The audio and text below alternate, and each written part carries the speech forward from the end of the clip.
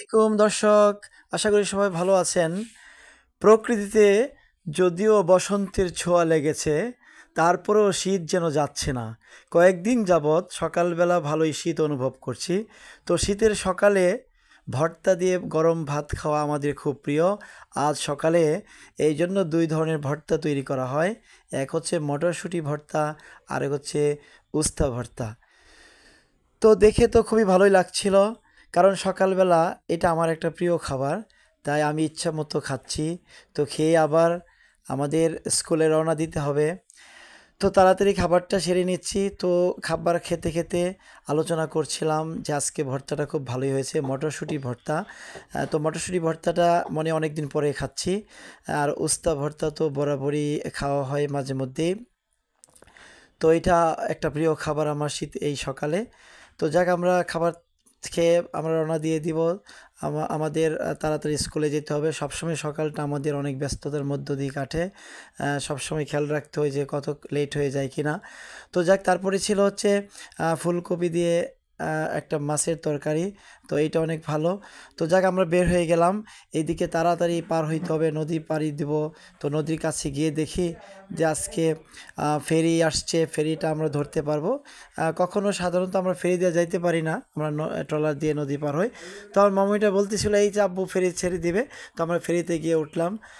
তো ফেরিতে অনেক দিন পরে উঠলাম, অনেক ভালো লাগলো। কারণ ফেরি পার হইতে খুব ভালোই লাগে। আর হচ্ছে ফেরিতে ফ্রি পার হওয়া যায়।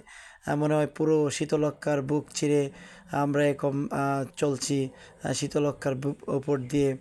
তো ফেরিতে অনেক যানবাহন ছিল, অনেক মানুষ, সবজির বাহন ছিল, কিছু ট্রাক, তারপরে বিভিন্ন ধরনের ভেহিকল ছিল। তো ফেরিটা ধীরে ধীরে ধীরে ধীরে শীতলক্ষ্যার পূর্ব পাড় থেকে পশ্চিম পাড়ের দিকে চলছে। তো আমাদের অন্যরকম একটা অনুভূতি লাগছিল যখন নদীর মাঝে। তো ওইখান থেকে নদীর পূর্ব, পশ্চিম, উত্তর, দক্ষিণ এরকম তাদের নদীর ভিউটা অনেক সুন্দর ছিল। আর এরকম ফেরি এগিয়ে যাচ্ছে। তো ফেরির একটা পাশ দেখাবো, যেখান থেকে আসলে দেখেন এই যে ইঞ্জিনের নিচের অংশটা, আসলে এইটার প্রেসারই আসলে ফেরিটা চলে, এবং এটা দিয়ে ফেরির ব্যালেন্সটা রক্ষা করা হয়।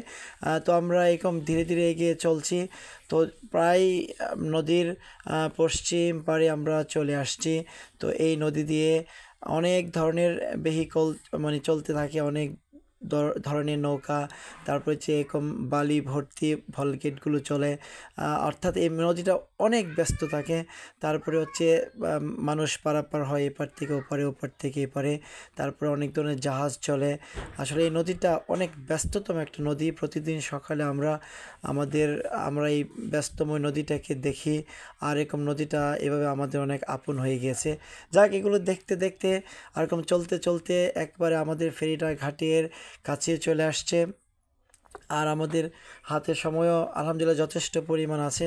আমরা সময়ও বারবার দেখতেছিলাম যে টাইমলি আমাদের এরকম স্কুলে পৌঁছতে হবে। আর সবসময় একটা ব্যস্ততা কাজ করে যে লেট হয়ে যায় কিনা। তো আজকে একদম সব কিছু এমনভাবে সেট আপ ছিল যেমন একদম সব কিছুই টাইমলি হচ্ছে। তো যাক, ফেরি একদম ঘাটে চলে আসছে। আমরা এখন নামার প্রস্তুতি নিচ্ছি।